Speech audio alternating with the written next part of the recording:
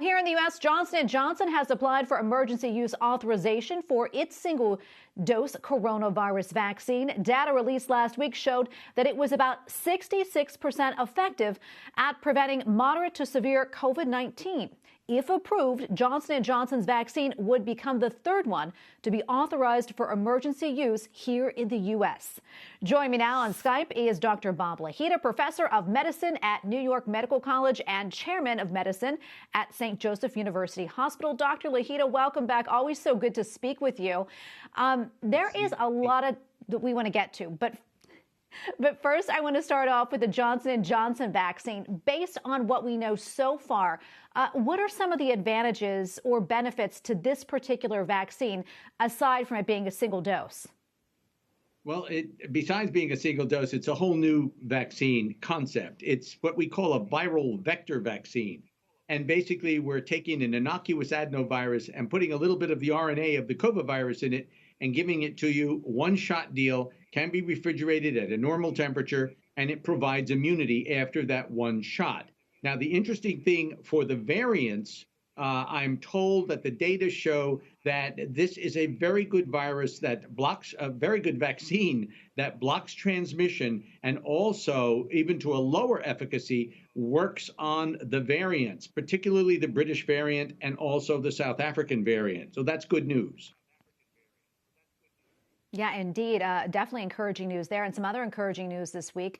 The U.S. saw the number of new COVID-19 cases as well as the number of hospitalizations for COVID-19 actually decrease across the country. What, if anything, should we make of this? Well, this is very, very exciting. We're noting it in the Northeast as well. We've sort of flattened out.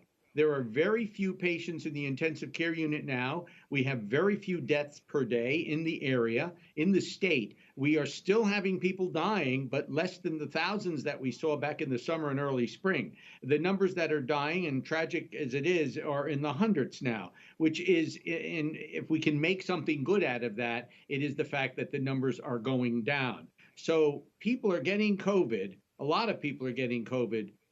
Not as many as before in the spring and summer, and those patients are staying out of the hospital, which is the most important thing, because we don't want to ventilate people, put them on ventilators, intubate them, and the mortality is about 50% if you get ventilated and are intubated.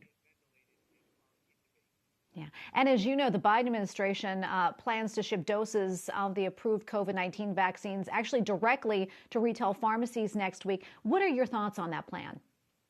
Well, that's a terrific plan, actually. It's going to 6,500 pharmacies, and those pharmacies will be able to administer the vaccine.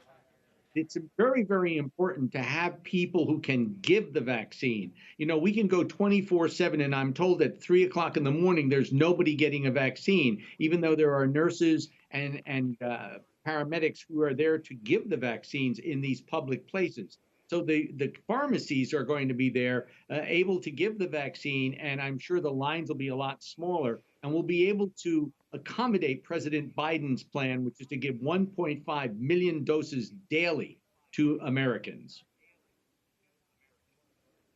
And Dr. Lahita, we have probably less than a minute, but I want to ask you this. As we know, a lot of people are really wanting to get this vaccine, but there are also those who may be hesitant for one reason or the other. What would be your message to those folks who maybe are on the fence about getting the vaccines? I would say that these vaccines are extremely safe. They do not cause infertility. There's nothing being implanted in your body. They're very molecular. If you do get a bit of tiredness and achiness, injection site soreness, so be it. It's better than being intubated, winding up in the intensive care unit, and God forbid, dying. But it happens every day. So get that vaccine, get out there and get it. It's the best thing that you can do for yourself and for your family. Dr. Bob Lahita, thank you so much. We always appreciate your analysis. Thanks, Tracy.